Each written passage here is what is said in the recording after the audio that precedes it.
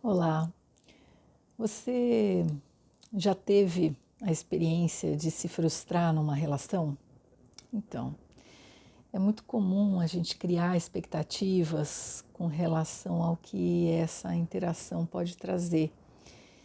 E essa é a primeira parte para uma relação não atender, né? Se é que ela tem que atender aquilo que você acredita que é bom numa relação, porque tudo que a gente constrói é, e se transfigura, né, na forma de desejos, ou seja, a gente aprende aquilo que a gente acredita que é bom e, por tabela, por efeito colateral, deseja aquilo. Claro, tem uma parte que é uma tendência, né, uma tendência energética, algo que você traz. Mas muito do que você acredita que está escolhendo tem a ver como você foi construído, né? Como o seu pequeno eu, a sua identidade foi passo a passo desde a infância sendo construída. E quando você vai entrar numa relação, são duas criações se encontrando e nem sempre aquela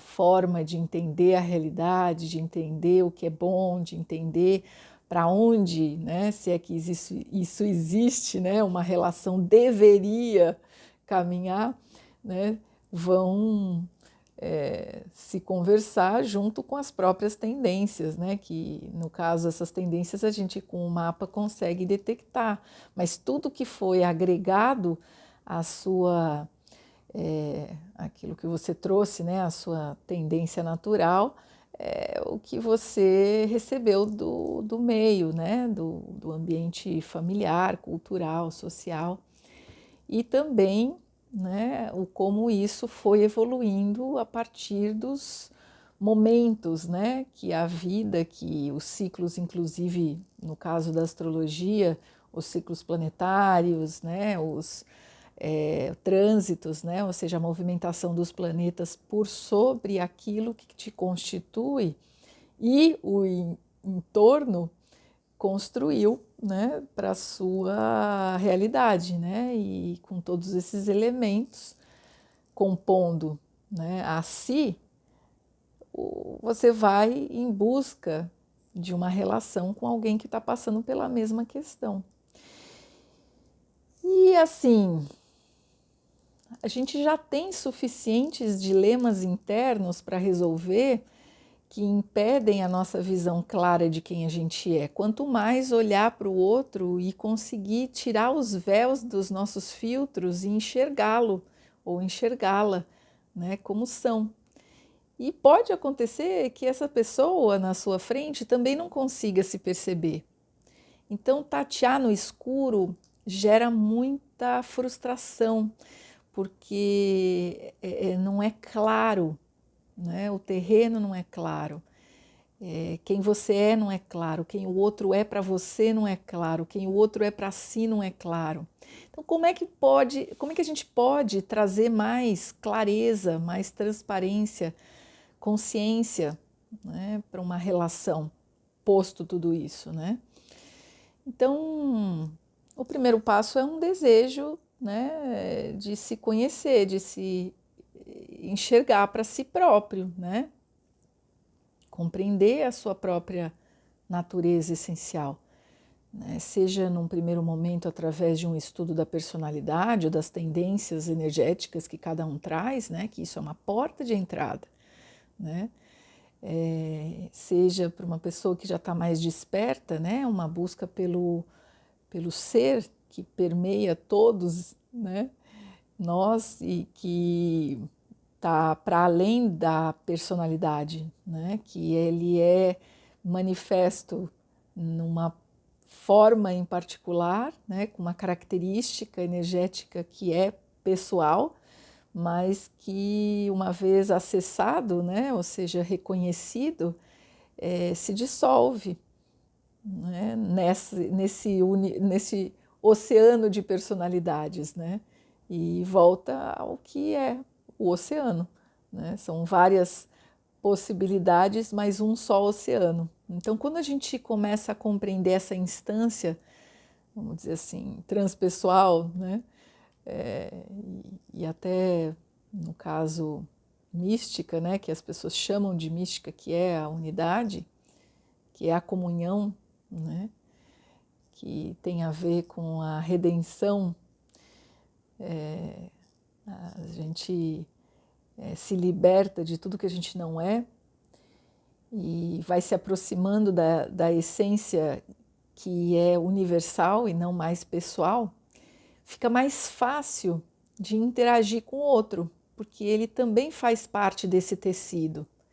E quando duas pessoas vão individualmente, né, se percebendo, se compreendendo de onde vieram seus condicionamentos, de onde surgiram, né, os seus apegos, né, as suas aversões, e também, paralelamente, compreendendo tudo que ela não é, se conectando com a fonte da existência que nutre, que traz paz individual, ela começa, quando a pessoa faz esse movimento, né, se aquietar, além de se conhecer, conhecer seus padrões, ir aquietando e perceber que ela é totalmente capaz de se preencher, né, diretamente dessa comunhão interna, essa pessoa se torna livre para se relacionar, sem demandar do outro aquilo que ela acredita que ela não consegue encontrar dentro de si, né? Isso não é uma teoria, apesar de muita gente falar, pouca gente vive isso, pouca gente experiencia esse estado e muito menos consegue compartilhar, né, com outra pessoa. Então, um relacionamento consciente, ele tem a ver com, primeiramente, uma atitude em direção a si, né, um aquietar e um conhecer-se pessoal. Você pode já estar num relacionamento e fazer isso, a outra pessoa pode, no ritmo dela, fazer ou não fazer esse movimento, né? Mas é claro que à medida que isso vai criando raiz, né? Você vai ancorando a consciência no seu próprio ser, a sua capacidade de não permitir que fatores condicionados às suas crenças grudem em você e exijam, né, coisas do outro, vai aumentando, você vai começando a ficar mais capaz de não permitir que essa apropriação indevida, ou seja, a sua crença se aproprie de quem você é. E você automaticamente começa a deixar o outro também livre, né? Livre para que ele faça o caminho dele na direção de compreender, descobrir, né, essa real natureza do ser e da própria personalidade, que às vezes precisa ser compreendida antes, né?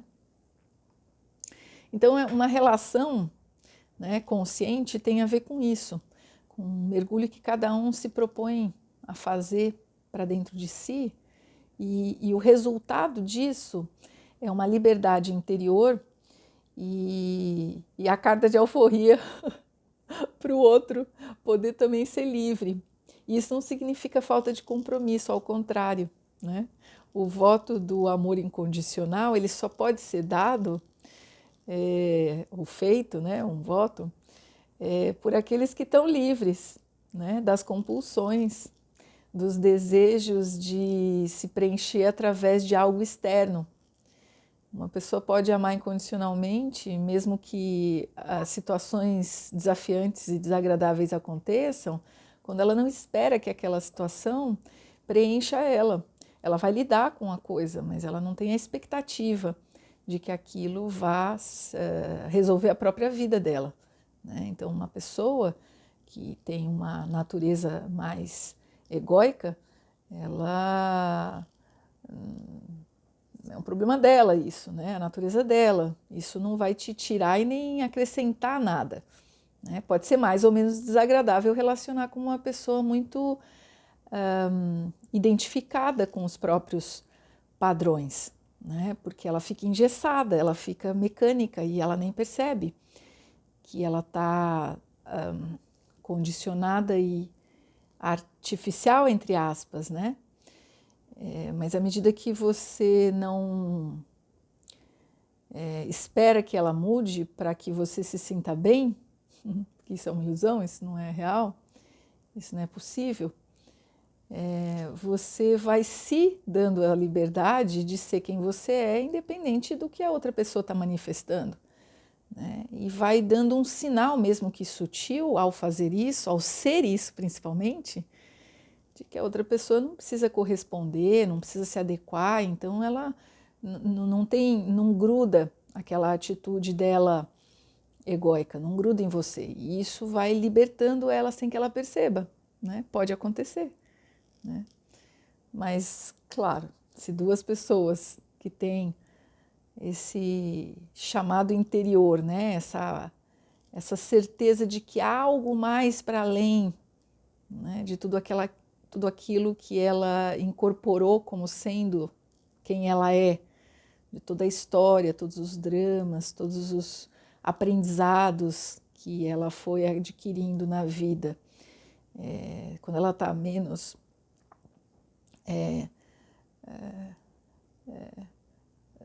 tá mais descrente, né? Tá menos acreditando que isso a constitui, ela começa a buscar um aprofundamento, né, desse estudo, né, esse autoconhecimento, e no mais profundo querendo saber quem ela é, né, ancorar, ter um vislumbre do ser, ancorar o ser, e o resultado disso é a possibilidade de compartilhar a alegria, a paz, o amor, né, que vem dessa descoberta.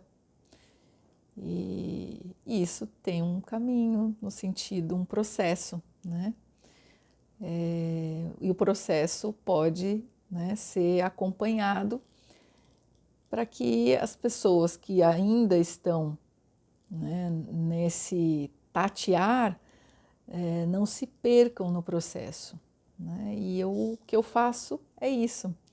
Eu pego individualmente as pessoas pela mão e acompanho elas no processo de se conhecer, de se desnudar do que elas não são e de ir para dentro e ancorar o que elas são, né? E com casais eu atendo com as ferramentas que eu tenho, que incluem a astrologia,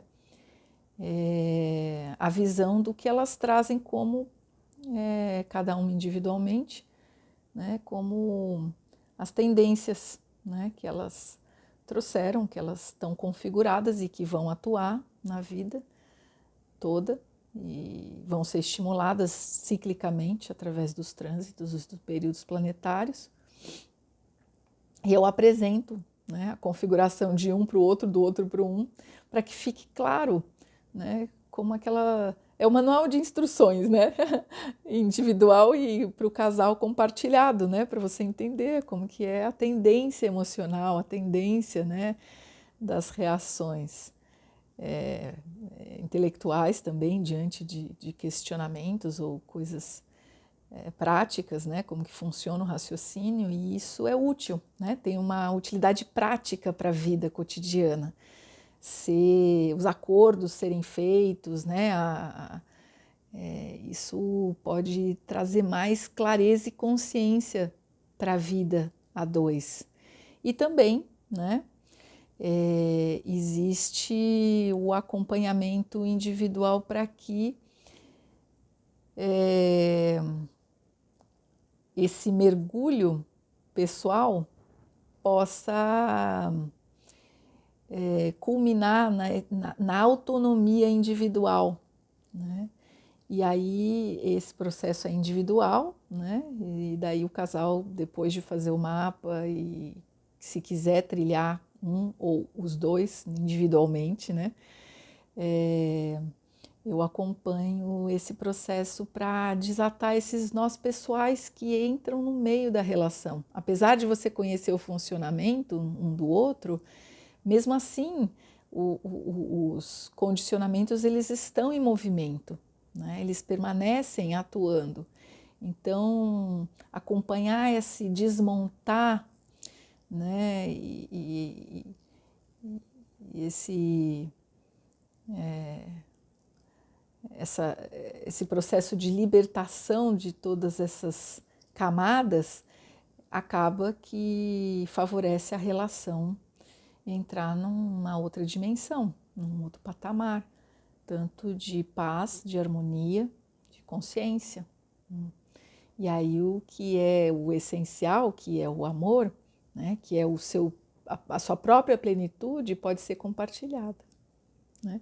Então, estou à disposição para esse tipo de trabalho, tanto com os mapas quanto com os acompanhamentos individuais, né? Seja avulsos ou semanais, né? Algumas pessoas têm a preferência de fazer isso por um tempo, né? Então, estou à disposição.